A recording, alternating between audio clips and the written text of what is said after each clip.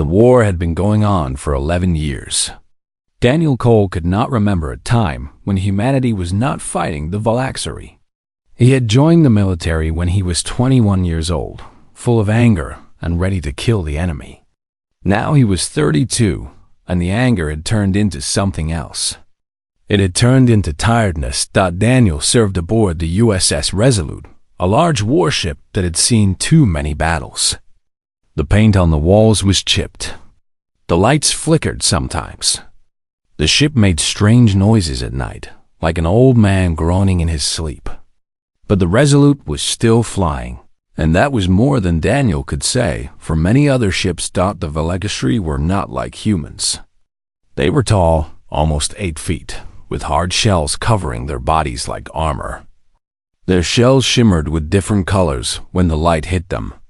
They had large eyes that looked like black glass, and they could see in many directions at once. Humans called them bugs.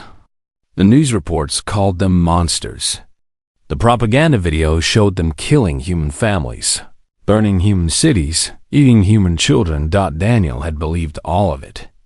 Every single word. He had hated the Valaxari with all his heart.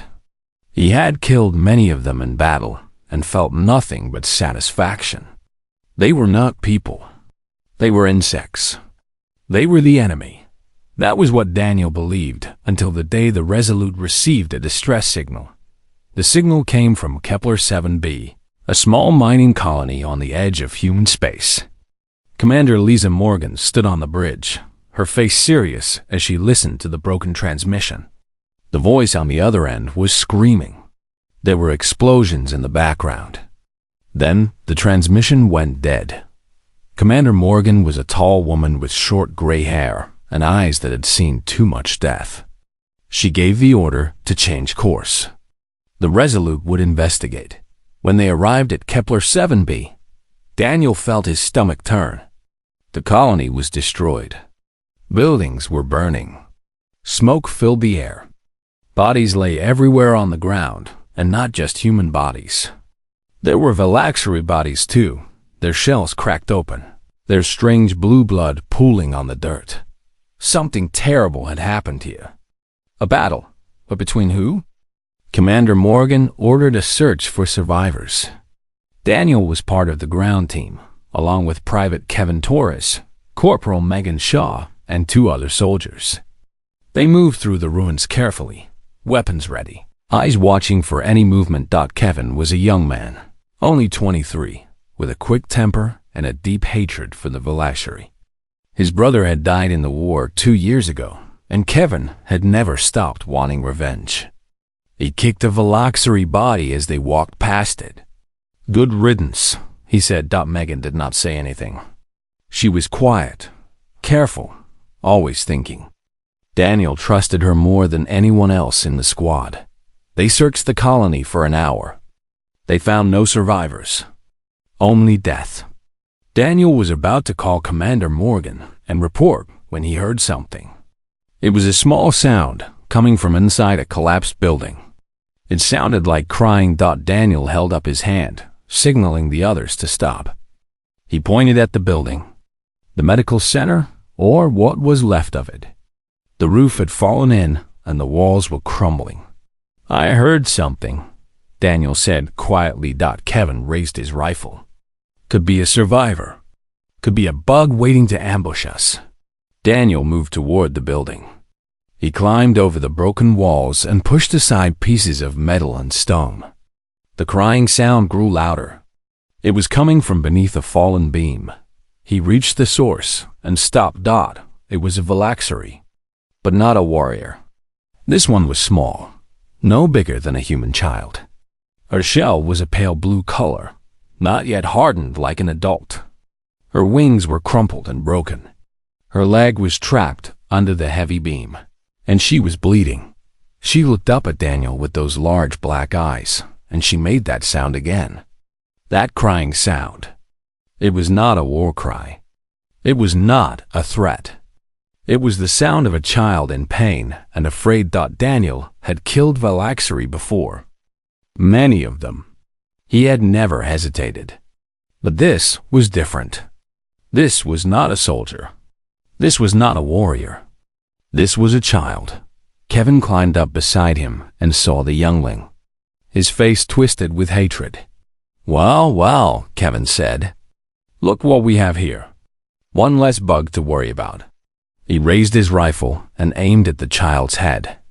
Daniel did not think. He did not plan. He simply moved. He stepped between Kevin's rifle and the Veloxery child, blocking the shot with his own body. "Move," Kevin said, his voice cold. "No," Daniel replied. The two men stared at each other. The air between them was thick with tension. Megan climbed up to join them and saw what was happening. Her eyes went wide. "Daniel, what are you doing?" she asked. "She's a child," Daniel said. "Look at her. She's just a child." Kevin did not lower his rifle. "She's the enemy. Protocol says no prisoners. We killed them all. Protocol is wrong," Daniel said. Kevin's finger tightened on the trigger. For a moment, Daniel thought he was going to shoot through him to hit the child. But then Megan put her hand on Kevin's shoulder. "Stand down," she said softly. "Let's think about this." Kevin looked at her with disbelief. "You're taking his side?" "I'm saying we should think," Megan repeated. "Commander Morgan should decide, not us." Kevin lowered his rifle slowly, but the anger in his eyes did not fade. "Fine, but when the commander orders us to kill it, I get to pull the trigger." He turned and climbed back down, leaving Daniel and Megan alone with the child. The youngling was still crying, still trapped, still bleeding. Daniel knelt down beside her. He did not know why he did what he did next. Maybe it was because he was tired of killing. Maybe it was because he had seen too much death.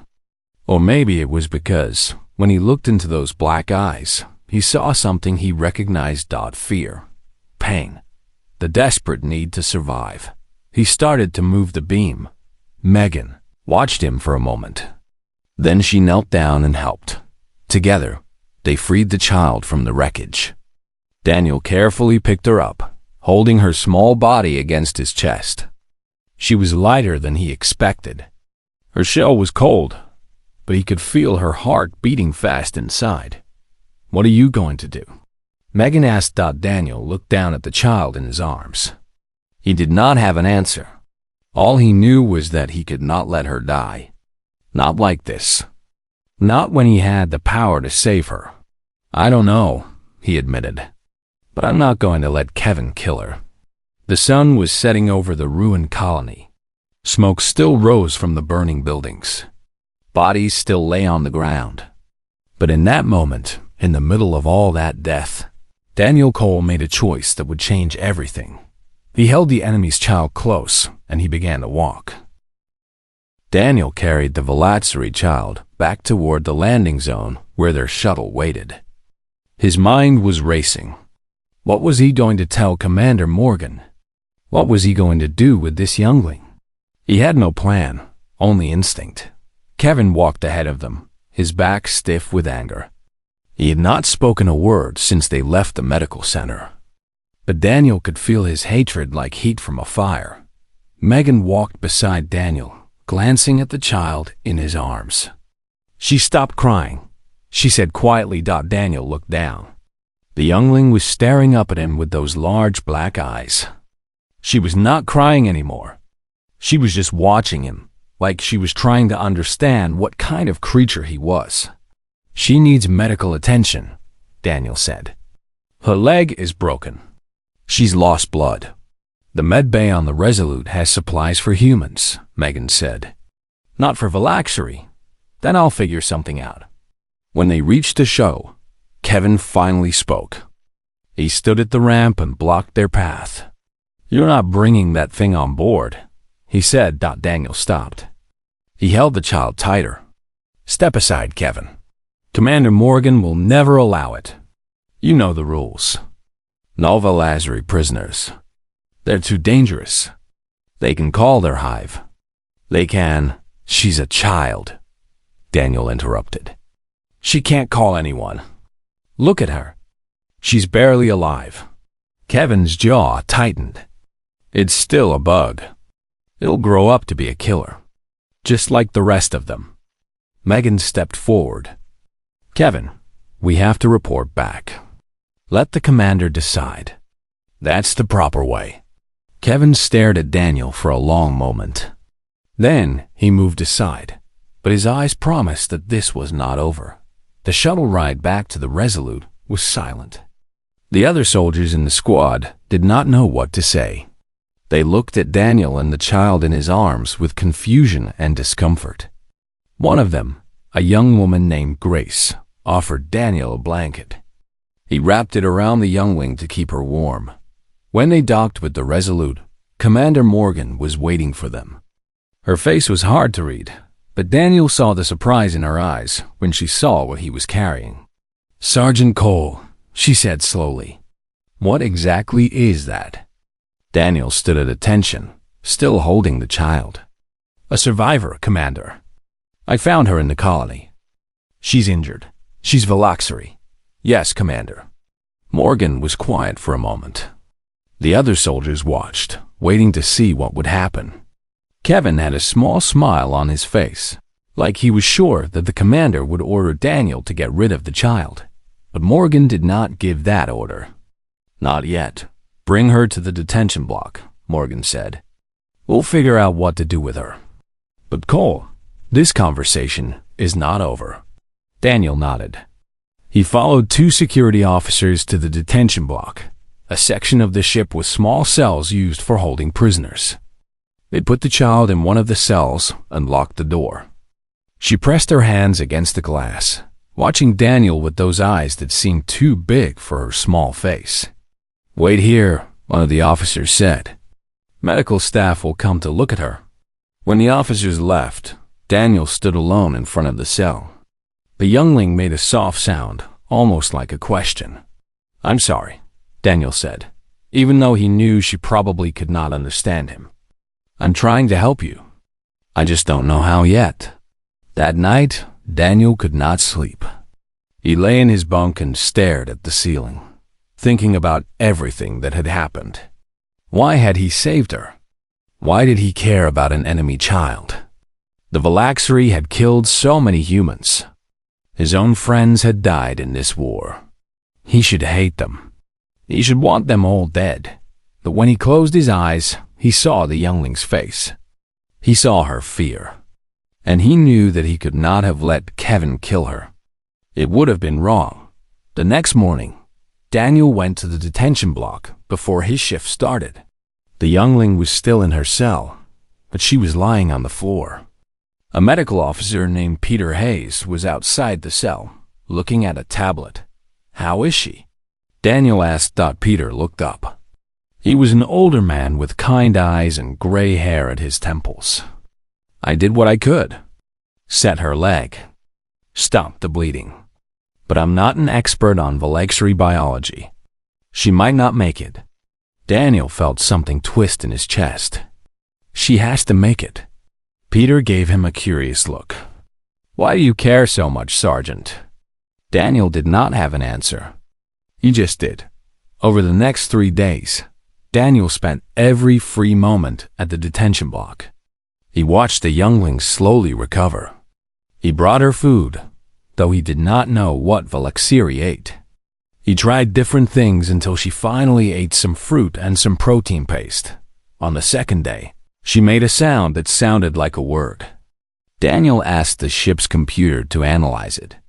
The translation came back uncertain, but it seemed like she was saying her name. Kira. Daniel repeated the name, and the youngling's eyes brightened.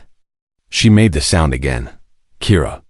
Hello, Kira, Daniel said softly. My name is Daniel.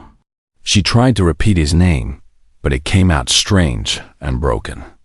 It sounded like Danielle, but she kept trying, and each time she got a little closer. On the 3rd day, Megan came to visit. She stood beside Daniel and looked at Kira through the glass. You're attached to her, Megan said. It was not a question. I don't know what I am, Daniel admitted. I just know I can't let her die. Megan was quiet for a moment. Then she said something that made Daniel's blood run cold. Kevin has been talking to the other soldiers. He's building support to pressure Commander Morgan. He wants the child killed. He says she's a danger to the ship. Daniel's hands curled into fists. She's not a danger. She's 60 cycles old. That's like 7 in human years. How do you know that? I've been researching. Looking at old files about Velaxari biology and culture. There's more information in the database than I expected. Kira's just a child, Megan. She's not a threat to anyone. Megan looked at him with something like sadness in her eyes. I believe you, Daniel. But belief doesn't matter on a warship. Protocol matters. And protocol says she's the enemy. That night, Kevin made his move. He gathered 6 other soldiers who agreed with him and went to Commander Morgan. They demanded that the Velaxari child be executed. They said she was a security risk. They said she could be sending signals to the enemy. They said Daniel had lost his mind. Commander Morgan listened to all of them. Then she made a decision that surprised everyone. We will hold the child for now, she said. We need more information about what happened on Kepler 7b. The child might be valuable. Kevin was furious. Valuable? She's a bug. We should kill her and be done with it. That's enough, Private Torres, Morgan said, her voice sharp. My decision is final. The child stays alive. For now. Kevin stormed out of the meeting, and Daniel knew that he had made a powerful enemy. But it did not matter. Kira was safe, at least for the moment. Late that night, Daniel went to the detention block one more time. Kira was awake, sitting in the corner of her cell. When she saw Daniel, she stood up and walked to the glass. Daniel, she said, her voice small but clear. Daniel smiled. It was the first real smile he had felt in months. Yes, he said. That's right, Daniel. Kira placed her small hand against the glass. Daniel placed his hand on the other side, matching hers. They stood like that for a long moment, human and Velaxari, separated by glass, but connected by something neither of them fully understood. In the silence of the ship, a bond was forming, and neither of them knew that it would change the fate of 2 species forever. On the 4th day, everything fell apart. Daniel was in the mess hall eating breakfast when the alarms started screaming. Red lights flashed on every wall. The ship shook with the sound of metal grinding against metal. Soldiers jumped from their seats and ran to their stations. Daniel ran to the bridge. When he arrived, Commander Morgan was staring at the main view screen with a pale face. Daniel looked at the screen and felt his heart stop. Velaxari ships. Dozens of them. They surrounded the Resolute like wolves around a wounded deer. Their hulls were dark purple, covered with strange patterns that seemed to glow with inner light. They were beautiful and terrifying. They came out of nowhere, Morgan said, her voice tight. No warning. No approach. They just appeared. Lieutenant Sam Carter, the communications officer, looked up from his console. Commander, we're receiving a transmission. They want to talk. Morgan straightened her shoulders. Put it through. The screen flickered, and then a face appeared. But it was not the face of a Velaxari warrior. This creature was different, larger, more elegant. Her shell was deep purple, with golden lines running across it like veins of precious metal. Her wings were folded behind her like a cloak made of stained glass. Her eyes were not just black, but seemed to hold the light of distant stars. Daniel had never seen anything like her. But he knew somehow what she was. This was a queen. The queen spoke, and her voice was translated by the ship's computer. It was calm, cold, and heavy with power. I am the Sara, queen of the Velaxari Dominion. You have something that belongs to me. I want it returned. Commander Morgan stepped forward. This is Commander Lisa Morgan of the USS Resolute. We are a military vessel of the Earth Alliance. What exactly do you believe we have taken? The Queen's eyes narrowed. Do not play games with me, human. Your soldiers attacked my diplomatic convoy on Kepler 7b. They killed my guards. They took my daughter. A cold silence fell over the bridge. Daniel felt his blood turn to ice. Daughter. Kira was the Queen's daughter. Morgan looked at Daniel. He could see the understanding in her eyes. This was not just any Valassuri child. This was royalty. We did not attack your convoy, Morgan said carefully. When we arrived at Kepler 7b, the battle was already over. We found survivors, nothing more. Lies, the Queen hissed. Humans always lie. Your kind started this war. Your kind refused our offers of peace. And now your kind has taken my child. We found her injured in the ruins, Morgan continued. One of my soldiers saved her life. The Queen was silent for a moment. Her large eyes studied the faces on the bridge. Then she spoke again. Who? Who saved my daughter? Morgan hesitated. Then she looked at Daniel and nodded slightly. Daniel stepped forward into view of the camera. He tried to keep his voice steady. I did, he said. I found her trapped under debris. Her leg was broken. She was bleeding. I carried her to safety and made sure she received medical care. The Queen stared at Daniel for a long time. Her expression was impossible to read. Her compound eyes reflected the light from the screens around her. A human saved a Valassuri child, she said slowly. Why? Your people hate us. They teach their children that we are monsters. Why would you save one of our young? Daniel thought about the question. He thought about all the things he could say, all the explanations he could give. But in the end, he only had one answer. She was afraid, he said. She was hurt and alone and afraid. I could not let her die. Not when I had the power to help her. The Queen was silent again. The tension on the bridge was so thick that Daniel could barely breathe. He could feel the eyes of every crew member on him. He could feel Kevin's hatred burning into his back. Finally, the Queen spoke.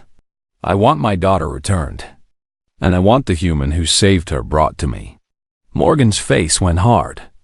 I cannot hand over one of my soldiers to you. This is not a request, the Queen interrupted. I have 40 warships surrounding your vessel.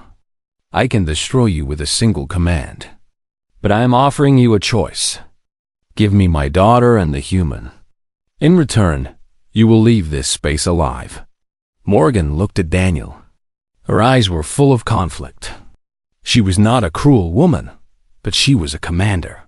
She had a ship to protect. She had hundreds of lives depending on her decisions. Daniel, she said quietly, you don't have to do this. Daniel looked at the Queen on the screen. He thought about Kira, alone in her cell, waiting for someone to save her again. He thought about all the soldiers on this ship who would die if he refused. Yes, I do, Daniel said. He turned to Morgan. Let me go with her. Return Kira to her mother. Maybe this doesn't have to end in death. Morgan studied his face for a long moment. Then she nodded slowly. Prepare a shuttle, she said to the crew. Sergeant Cole will escort the Valassuri child to the Queen's ship. Kevin stepped forward, his face red with anger. Commander, you can't be serious. You're giving them exactly what they want. And you're sending one of our men to his death. Stand down, Private, Morgan said coldly. That's an order. Kevin looked like he wanted to argue more, but Megan grabbed his arm and pulled him back. Her eyes met Daniel's, and he saw tears there. Daniel went to the detention block one last time. When Kira saw him, she stood up and pressed her hands against the glass. Daniel, she said. Daniel unlocked the cell and knelt down to her level. Kira, I'm taking you home. To your mother. Kira did not understand all the words, but she seemed to understand the meaning. She reached out and touched his face with her small hand. Her shell was cool against his skin. Come, Daniel said. Offering his hand, Kira took it. They walked together to the shuttle bay. The crew watched them pass in silence. Some looked at Daniel with respect. Others looked at him with confusion. Kevin glared at him with pure hatred. Megan was waiting at the shuttle. She hugged Daniel tightly. "Come back alive," she whispered. "I'll try," Daniel said. He climbed into the shuttle with Kira. The doors closed behind them. The engines hummed to life. As the shuttle left the Resolute and flew toward the Queen's massive flagship. Daniel held Kira's hand. She looked up at him with those black eyes that at first made him see her as something more than an enemy. "It's going to be okay," he told her. He did not know if it was true. He did not know what waited for him on the Valaxari ship. He only knew that he had made his choice. The shuttle docked with the flagship. The doors opened. And Daniel Cole walked into the unknown. Daniel stepped out of the shuttle and into a world he had never imagined. The inside of the Valaxari flagship was not dark and cold like he had expected. It was beautiful. The walls curved like the inside of a seashell, covered with patterns that glowed with soft blue and purple light. The floor was smooth and warm under his feet. Strange plants grew along the edges of the corridor, their leaves shimmering with colors that had no names in human language. Valaxari guards surrounded him. They were tall and silent, their armor gleaming like polished stone. They carried weapons that hummed with energy. But they did not touch him. They did not threaten him. They simply watched. Kira held Daniel's hand tightly as they walked through the corridor. She was not afraid anymore. She was excited.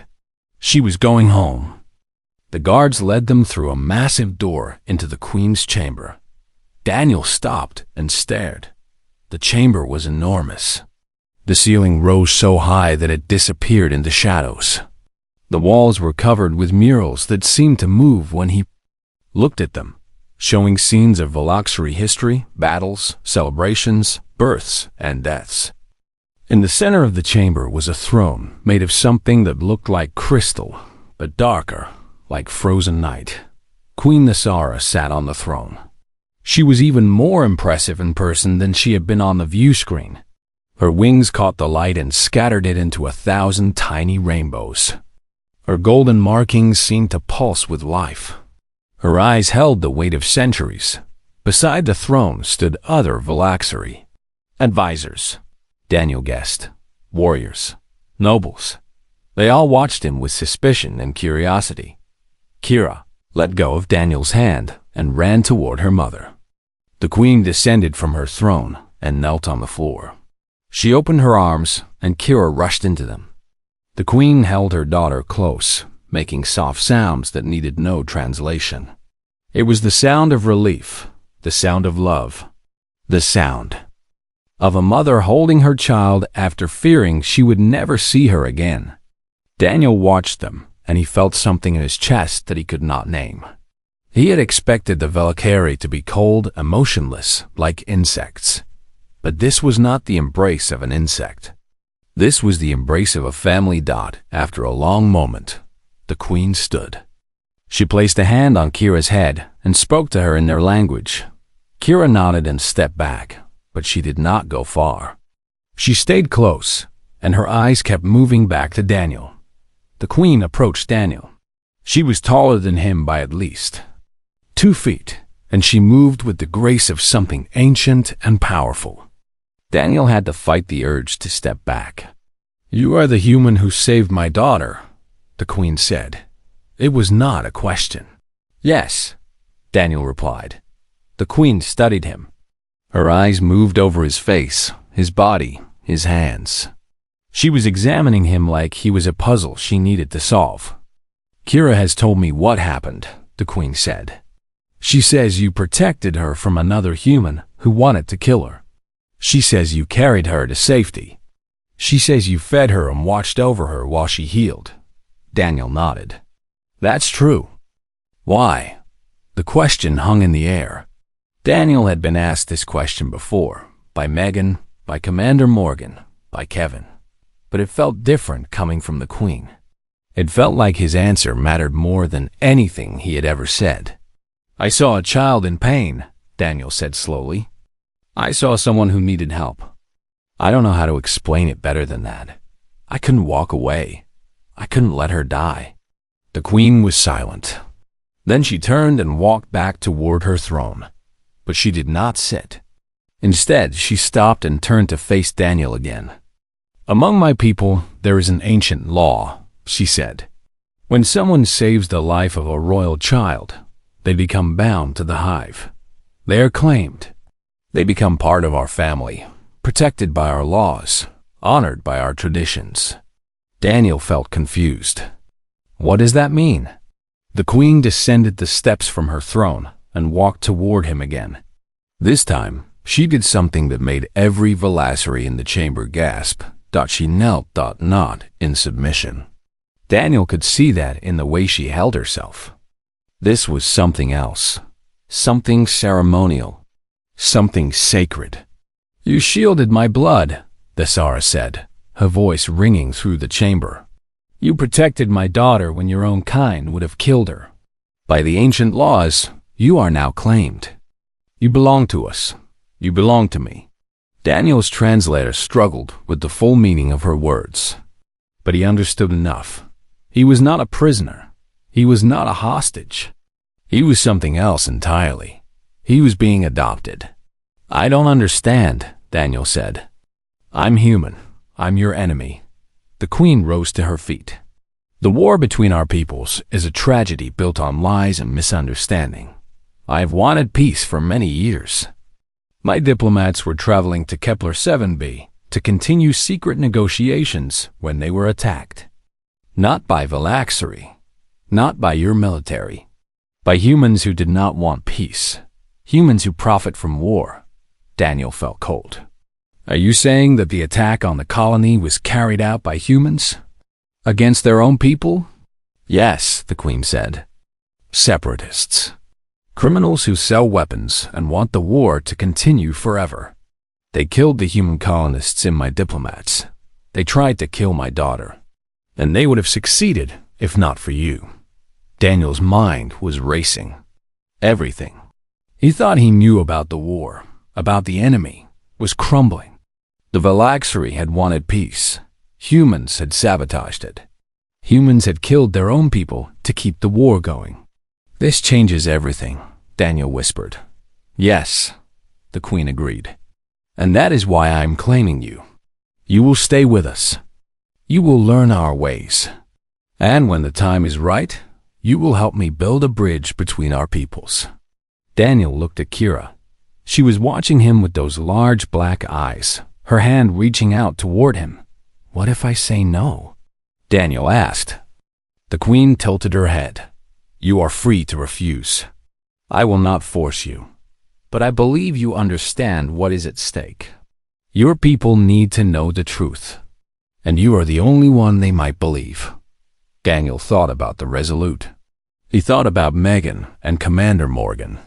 He thought about Kevin's hatred and the propaganda videos, and all the lies that had fueled 11 years of war.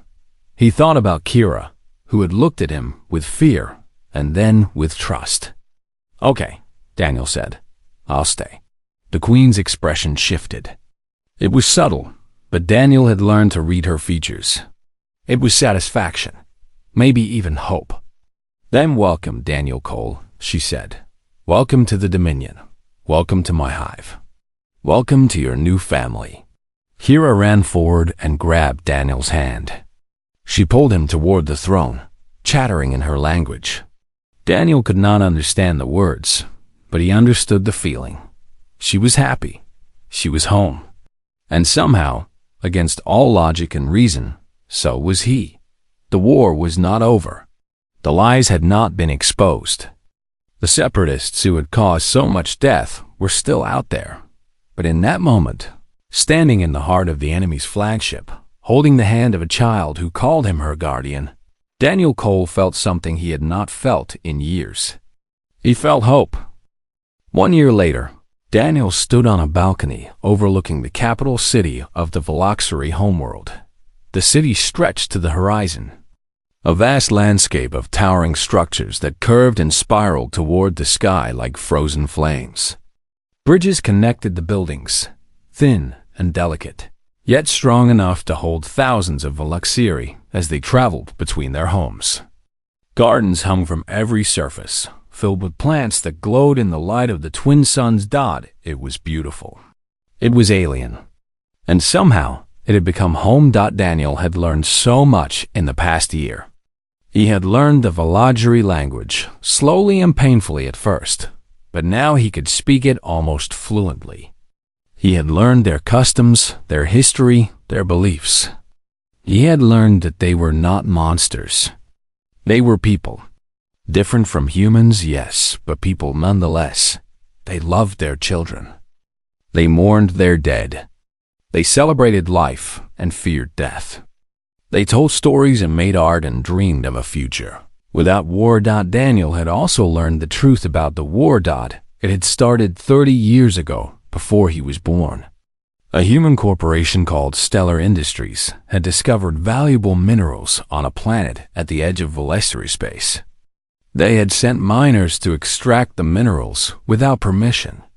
The Valaxiri had asked them to leave. The corporation had refused.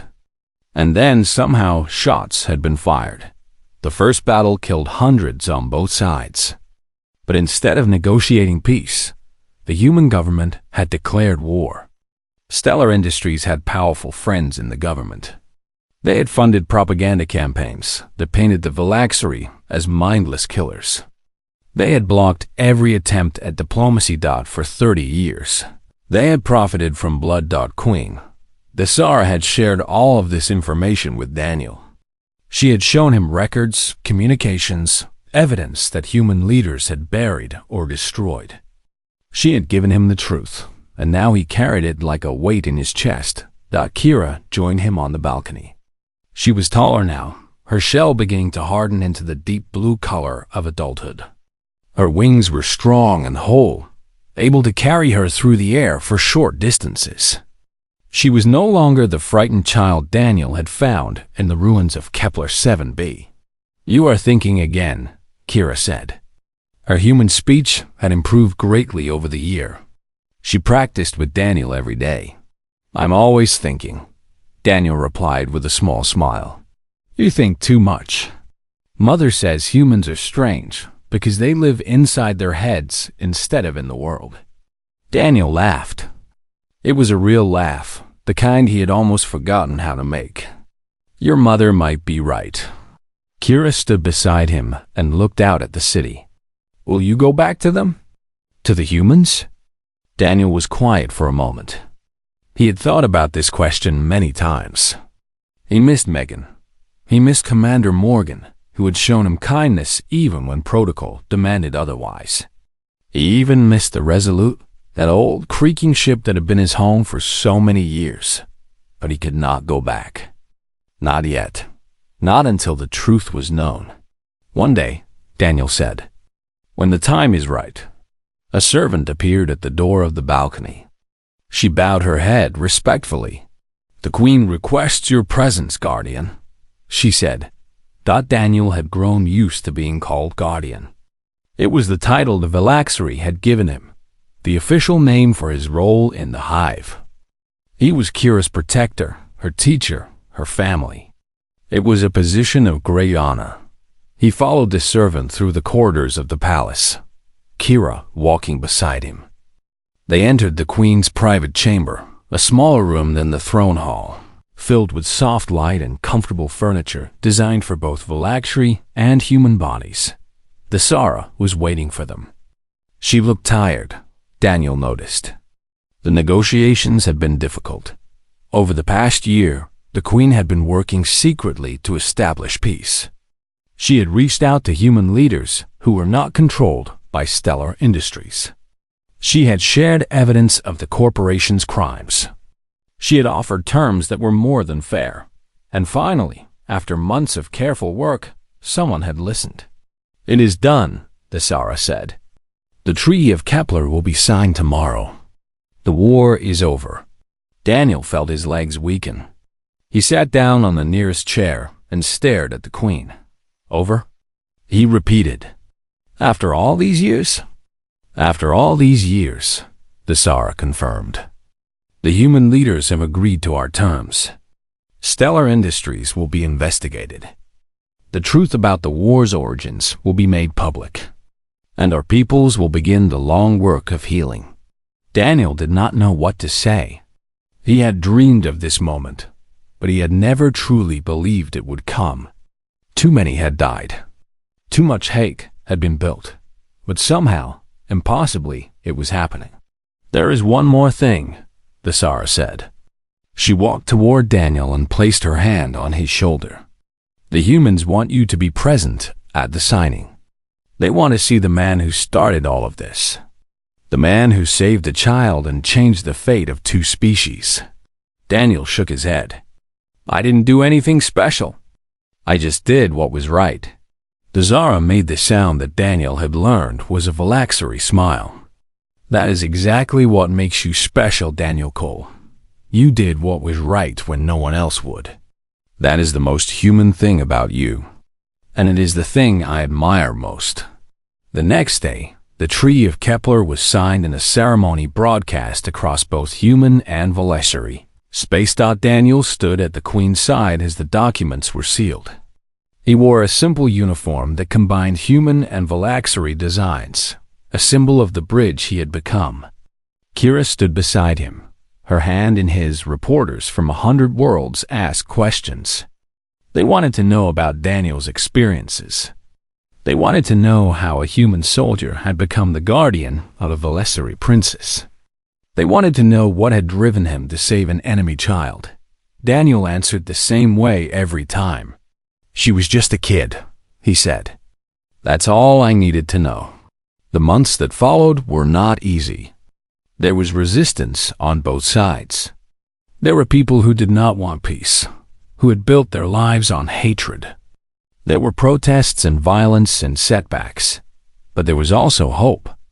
Human and Valaxari diplomats worked together to solve problems that had seemed impossible. Trade routes were established. Cultural exchanges began.